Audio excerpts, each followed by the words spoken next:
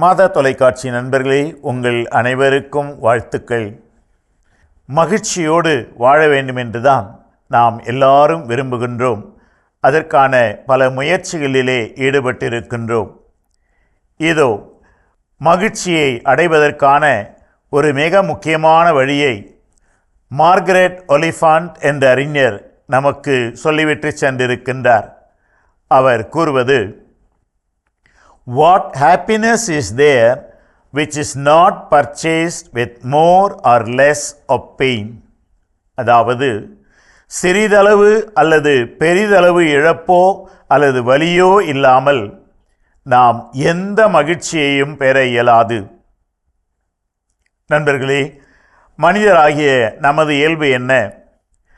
நான் எந்த முயற்சியும் ஈடுபட எடுக்கக்கூடாது, எனக்கு எந்த ஒரு துன்பமும் வரக்கூடாது, ஆனால் நான் மகிழ்ச்சியாக இருக்க வேண்டும். இது மிக தவறான ஒரு கண்ணோட்டம், ஒரு எதிர்பார்ப்பு. ஏனென்றால் நம்ம எல்லாருக்கும் தெரியும், ஒரு பெரிய சோதனைக்கு பிற்பாடுதான் அங்கே வெற்றியோ அல்லது தோல்வியோ வரும். அதே போலதான் இவர் குறிப்பிடுகிறார் பாருங்கள், சிறிதளவு அல்லது பெரிதளவு இழப்பு அல்லது வலி, ஒன்று இழப்பதாக இருக்கலாம் அல்லது உடல் மன வலியாக இருக்கலாம். இந்த இரண்டு இழப்பு அல்லது வலி ஏதோ ஒன்று இல்லாமல் எந்த மகிழ்ச்சியும் நாம் அடைய முடியாது. காரணம், மகிழ்ச்சி என்பது நாம் மேற்கொள்ளுகின்ற ஒரு செயலினால் பிறக்கின்ற ஒரு நிறைவு நிலை, மனநிலை. எனவே இந்த மகிழ்ச்சியை நாம் வெறுமனே பெற்றுக்கொள்ள முடியாது.